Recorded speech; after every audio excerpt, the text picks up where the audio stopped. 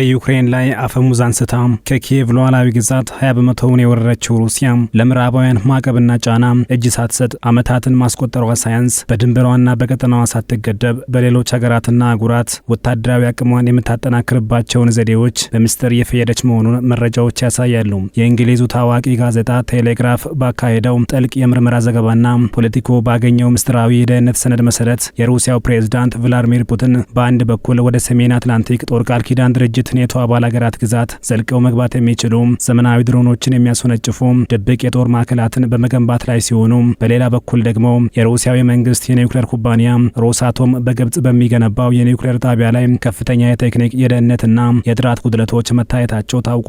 እነዚህ ሁለተኛ አደገኛ ክስተቶች የሩሲያን ሁለገብና አደገኛ የጂኦፖለቲካ ስልት የሚያሳዩ ግልጽ ማረጋገጫ መሆናቸውን ዘገባዎቹ ያትታሉ።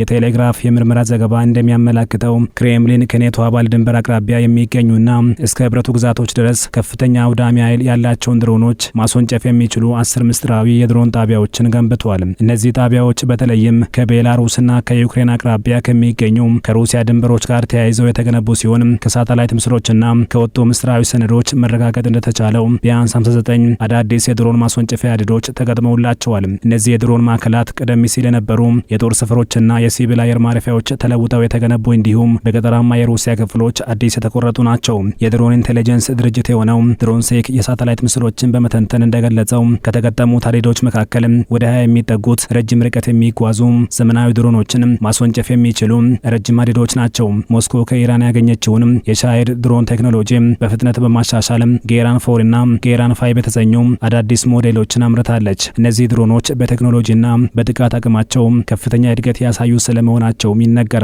ድሮኖቹ እስከ 1000 ኪሎ ሜትር መጓዝ የሚችሉ እስከ 90 ኪሎ ግራም ክብደት ያለው አውዳሚ ፈንጂ የመሸከም አቅም ያላቸውና በጄት ሞተር የተደገፉ በመሆናቸው ከፍተኛ ፍጥነት ያላቸውና የጠላት የአየር መከላከያ ስርዓቶችን አልፎ ማጥቃት የሚችሉ ናቸው ተብሏል። የዩክሬን ወታደራዊ የስለላ ኤጀንሲ እንደጠቆመው ሩሲያ እነዚህን ድሮኖች በአየር ወደ አየር የሚተኩሱ ሚሳይሎች በመታጠቅ የአየር ላይ ተዋጊ አውሮፕላኖችን ለማጥቃት የተጠቀመችበት ይገኛል። እነዚህ አዳዲስ ማዕከላት በአሁኑ ወቅት በዩክሬን ላይ በሚሰነዘረው ጥቃት ውድመትን እያስከተሉ ቢሆንም ዋናው ስጋት ግን ለኔቶ ሀገራት ነው። በተለይም ከነዚህ አዳዲስ መሰረቶች የሚነሱ ድሮኖች የፖላንድን ዋና ከተማ ዋርሶ በቀጥታ የመምታት አቅም አላቸው ተብሏል። የፖላንድን ድንበር አልፎ ጥቃት የመሰንዘር፣ በመሰረተ ልማቶች ላይ ያተኮሩ ጥቃቶችን ማካሄድ ወይም ፎልስ ፍላግ አታክስ ወይም የሐሰት ጥቃቶችን በመፈጸም ዩክሬንን የመክሰስ ስልት በሩሲያ በኩል ሊተገበር እንደሚችል የደህንነት ባለሙያዎች ስጋታቸውን ይገልጻሉ። በአንድ ቅጥር ግቢ ውስጥ ከ1000 በላይ ድሮኖችን ማከማቸት የሚችሉ ማከማቻዎች የተገነቡ ሲሆን እነዚህን ጣቢያዎች በአመት 6000 ድሮኖችን የሚያመርተው የአላቡጋ ልዩ የኢኮኖሚ ዞን ፋብሪካ በየቀኑ በምርቶቹ እያጥለቀለቀው ይገኛል። በሌላ በኩል ሩሲያ በኃይልና በኤነርጂው ዘርፍ በኩል በዓለም አቀፍ ደረጃ ያላትን ተጽዕኖ ለመጠበቅ የምታደርገው ጥረት ከፍተኛ የደህንነት አደጋ ደቅኗል። ፖለቲኮ በደረሰበት ምስጢራዊ ደብዳቤ መሰረት የሩሲያው መንግስታዊ የኒውክሌር ኩባንያ ሮሳቶም በግብጽ የሜዲትራኒያን የባህር ዳርቻ በሚገኘው ኤልዳባ የኒውክሌር ጣቢያ ግንባታ ላይ አደገኛ የሆኑ የቴክኒክ ጉድለቶችንና የደህንነት ጥሰቶችን ፈጽሟል። የግብጽ የኒውክሌር ኤሌክትሪክ ኃይል ባለስልጣን ለሮሳቶም ስራ አስፈጻሚዎች በጻፈው ደብዳቤ ላይ በርካታ ወቀሳዎችን አቅርበዋል። በግንባታ ላይ ባሉት ሪያክተሮች ላይ ከባድ የምህንድስና ስህተቶች መስተዋሉን፣ በተለይም በሪያክተር 4 የብረት ሽፋን በስተጀርባ ክፍተቶች መፈጠራቸውና በሪያክተር 1፣ 2 እና 3 የመሰረት ንጣፎች ላይ የተከሰቱት ጉድለቶች ለማስተካከል ሙሉ 1 ዓመት መፍጀቱ በካይሮ ደብዳቤ ተጠቅሷል። የግብጽ ባለስልጣናት እንደሚሉት ሮሳቶም ግንባታው ከግማሽ በላይ እንዳለፈ ለማስመሰል አሳሳች መንገዶችንና የሐሰት ስራዎችን አስቀምጧል። ነገር ግን በአካል ሲታይ ዋና ዋናዎቹ የኒውክሌር ህንፃዎች አሁንም ከመሬት በታች ባለው የግንባታ ምዕራፍ ላይ ይገኛሉ። በግንባታው ቦታ ላይ አደገኛ የሥራ ባህሪያት መመዝገባቸው፣ ሰራተኞች የተከለከሉ የአልኮል መጠጦችን ይዘው መገኘታቸው፣ የሐሰት መታወቂያ በመጠቀም ወዳልተፈቀዱ ቦታዎች መግባታቸውና የግንባታ ቦታ ምስሎችን በማህበራዊ መገናኛ ብዙሃን መበተናቸው ተጠቅሷል።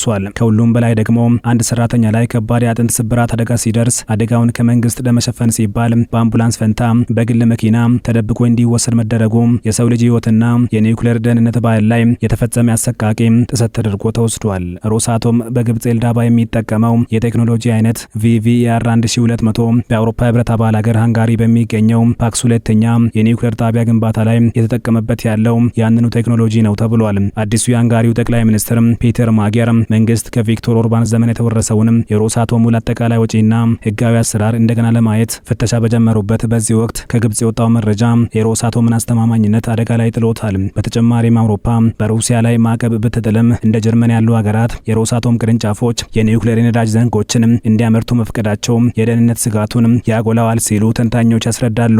የሞስኮ ድብቅ የድሮን ማስወንጨፊያ ጣቢያዎችና የሮሳቶም አደገኛ የምህንድስና ጉድለቶች በአንድ ላይ ሲታዩ ሩሲያ በኃይል አቅርቦትና በወታደራዊ የማስፈራራት ስልት አውሮፓንና ጎረቤት ሀገራትን ለማንበርከክ የምትከተለውን ዘመናዊ የውጊያ ስልት ያሳያሉ። የኔቶ ሀገራት የሳተላይት መረጃዎችንና የድሮን እንቅስቃሴዎችን በጥብቅ የተከታተሉ ቢሆንም የሩሲያ የድሮን ቴክኖሎጂ ፈጣን እድገት ከአየር መከላከያ ስርዓቶች አቅም ጋር እሽቅድምድም ውስጥ ገብተዋል። በሌላ በኩል ደግሞ በኒውክሌር ኃይል ዘርፍ ሮሳቶም እንደ ግብጽና ሃንጋሪ ባሉ ታዳጊ ሀገራት የሚያከናውናቸው ፕሮጀክቶች አደጋ ላይ መውደቃቸው የሩሲያን የዲፕሎማሲና የምጣኔ ሀብታዊ ተጽዕኖ ያዳክመዋል ሲሉም ተንታኞች ይናገራሉ። የኒውክሌር ጣቢያዎች ደህንነት መጓደል በዓለም አቀፍ ደረጃ አደገኛ የአካባቢ አደጋዎችን ሊያስከትል ስለሚችል ጉዳዩ የወታደራዊ ስጋት ብቻ ሳይሆን የዓለም አቀፍ የደህንነት ቀውስ ሆኗል የሚሉትም በርካቶች ናቸው። አሁን ሞስኮ በወታደራዊና በኃይል ዘርፎች የምታካሄደው አደገኛ እንቅስቃሴ በኔቶ አባላትና በዓለም አቀፉ ማህበረሰብ ዘንድ ከፍተኛ ስጋት ማስከተሉን መረጃዎች ያሳያሉ። ሩሲያ በአንድ በኩል የቴክኖሎጂ አቅሟን በመጠቀም በርካታ አውዳሚ ድሮኖችን በኔቶ ሀገራት ድንበር አቅራቢያ በማከማቸት በቀጥታ ወታደራዊ ማስፈራራት ያደረገች ነው። በሌላ በኩል ደግሞ እንደ ሮሳቶም ባሉ መንግስታዊ ኩባንያዎቿ በኩል የዓለምን የኃይል መሰረተ ልማት በመቆጣጠርና የደህንነት መስፈርቶችን በመጣስ ሁከትና ለመረጋጋት እንዲፈጠር መንገድ የጠረገች ነው ሲሉ በርካቶች ይወቅሷታል። የኔቶ አባላት እያንዳንዱን ኪሎ ሜትር የህብረቱን ግዛት እንጠብቃለን ቢሉ የሩሲያ የድሮን ቴክኖሎጂ ፈጣን እድገትና የቦታዎች መራራቅ ለአየር መከላከያ ስርዓቶች ከባድ ፈተና ሆኗል። በተመሳሳይ መልኩ የዓለም አቀፉ የኒውክሌር ኤጀንሲና የአውሮፓ ህብረት የሮሳቶምን አደገኛ አካሄድ ካልገቱት በግብጽ ወይም በሃንጋሪ የሚከሰት የኒውክሌር አደጋ መዘዝ ሁሉንም አህጉር የሚነካ መሆኑ አይቀሬ ነው። ተንታኞች እንደሚሉት የሞስኮ ድብቅ ስልት አሁን ይፋ ሆኗል። ጥያቄው ያለው ምዕራባውያንና ዓለም አቀፉ ማህበረሰብ ይህንን የተደቀነ አደጋ ለመመከት ምን ያህል ዝግጁ ናቸው የሚለው ላይ ነው።